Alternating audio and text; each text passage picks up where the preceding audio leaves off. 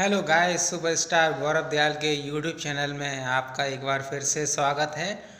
तो जैसा कि भारत में अभी राणा सांगा और बाबर के बयानों के बीच में जो बातें की जा रही हैं और जो राणा सांगा के ऊपर जो टिप्पणियां की जा रही हैं, तो आइए चलिए इस वीडियो के माध्यम से जानते हैं पूरी कहानी को।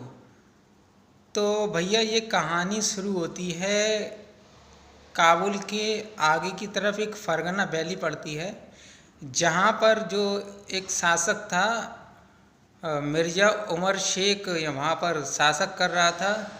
और जैसा कि उसकी मृत्यु के बाद उसका जो उत्तराधिकारी जो बनाया जाना चाहिए था वो था बाबर, परंतु ऐसा ना हो सका क्योंकि उस समय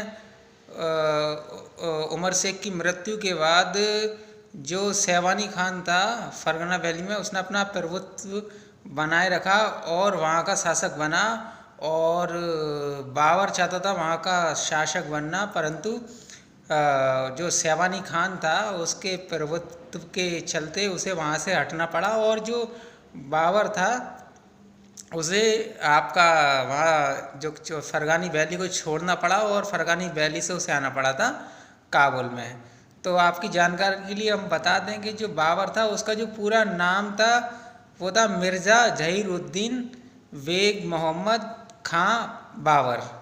तो जब बाबर आपके काबुल में पहुंचा तो वहाँ उसने वहाँ की जो राजा की पुत्री थी उसके साथ विवाह कर लिया, जिसके कारण उसे काबुल का शासक बनाया गया। लेकिन जो बाबर है वो अब उसका जो सपना था, जो उसका जो पिताजी का जो शासन था फरगना वैली, वो शासन को प्राप्त करना चाहता था, परंतु जो सैवानी खान था वो तोपों के बारे में एक अच्छा जानकार था, एक अच्छा विशेषज्ञ कह सकते हैं। और इधर बाबर के पास भी तोपें थी, परंतु वो सैवानी खान के मुकाबले कमतर था।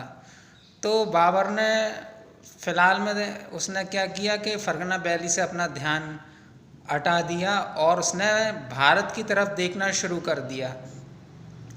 तो सबसे पहले उसने लाहौर पर कब्जा किया, परंतु इधर अगर हम बात करें भारत में जो एक पंजाब जो राज्य है उसमें एक दौलत खां हुआ करते थे, वहाँ के गवर्नर, वो इसके खिलाफ थे।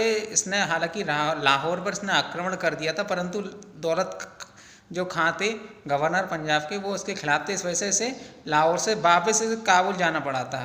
अगर हम इधर भारत की स्थिति की हम बात कर लेते हैं तो भारत में मेवाड़ में एक शासक हुआ करते थे जिन्हें हम जानते हैं महान एक राजपूत योद्धा थे राणा सांगा, जिनका संग्राम सिंह भी नाम था। तो राणा सांगा क्या था कि राजस्थान में जितने भी जो भी राजा थे उनके जो विरोधी थे उन्हें लोगों को हरा चुके थे और वहाँ के मेवाड़ में वहाँ शासन कर रहे थे। और राजस्थान में जो जितनी भी सेना थी उन्हें अपने कंट्रोल में लेकर चल रहे थे। और इधर हम बात करें दिल्ली सल्तनत की, तो वहाँ पर जो शासन कर रहा था इब्राहिम लोदी शासन कर रहा था। और इब्राहिम लोदी काफ़ी क्रूर शासक था और इसकी क्रूरता के चलते इसके जो शासन में जो लोग थे वो इसके खिलाफ थे। और जो इब्राहिम लोदी के जो चचा थे यानी कि चाचा थे महमूद, वो भी इसके खिलाफ थे। और जो बठिंडा के जो गवर्नर यानी पंजाब के, वो दौलत खां, वो भी इसके खिलाफ थे। तो अब बात आती है कि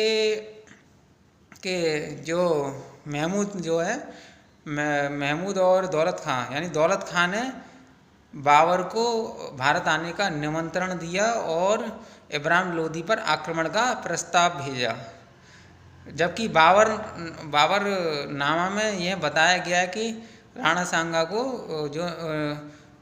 सांगा ने आमंत्रित किया तुम्हारे बाबर को, जो कि एक गलत बात है। क्योंकि अगर देखा जाए तो जो महान राजपूत योद्धा जो थे आपके राणा सांगा, उन्होंने इब्राहिम लोदी को कई मर्तबा हराया था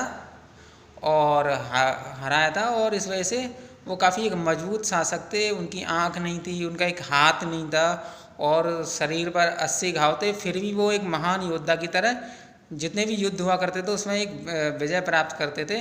अब जब बाबर ने जब पंजाब पर आक्रमण किया, उसके बाद पानीपत का युद्ध हुआ और उसमें उसने इब्राहिम लोदी को हरा दिया। तो जब बाबर जब दिल्ली में पहुंचा तो उसका जो सामना था, उसका बस एक ही सपना था, दिल्ली की सत्ता को हासिल करना। और फिर उसने क्या किया, अपने बेटे हुमायूं को आगरा में भेजा राज करने के लिए। और क्योंकि उसका जुड़ाव बस यही था कि जो दिल्ली और आगरा थे जो यमुना किनारे के क्षेत्र के आसपास पड़ते हैं, और यहाँ की जो मिट्टी बताते हैं कि एक खेती बाड़ी के हिसाब से एक उपजाऊ मिट्टी बताई जाती है। तो राणा सांगा और जब आपके बाबर के बीच में जब युद्ध हुआ तो राणा सांगा ने भरतपुर में एक किला पड़ता है भरतपुर के आसपास, वहाँ पर उसने कब्जा कर लिया। जब ये बात राणा सांगा जी को मालूम चली तो उसने बाबर की सेनाओं को खदेड़ दिया और बाबर की सेनाओं को पीछे हटना पड़ा।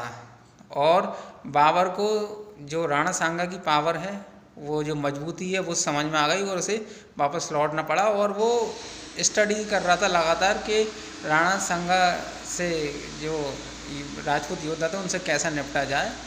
तो इसी बीच में वो काफ़ी स्टडी कर रहा था। हालांकि जब इनके बीच में जब युद्ध हुआ राणा सांगा बाबर के बीच में, क्योंकि जो बाबर था वो अत्याधुनिक हथियारों से लैस था, जबकि और जो इधर हमारे जो राणा सांगा थे वो सिर्फ अपने जो पैदल सैनिक यात्रियों के दम पर ही उनके अंदर साहस अदम्य बल था।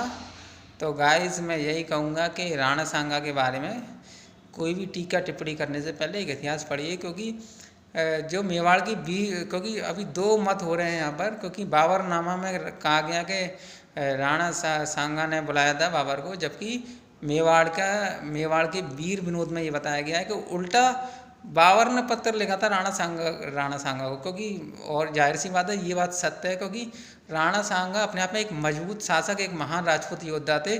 वो इब्राहिम लोदी को ऑलरेडी कई बार हरा चुके थे, तो वो क्यों बाबर से ये रिक्वेस्ट करेंगे कि भैया आप आइए और इब्राहिम लोदी पर अटैक करिए।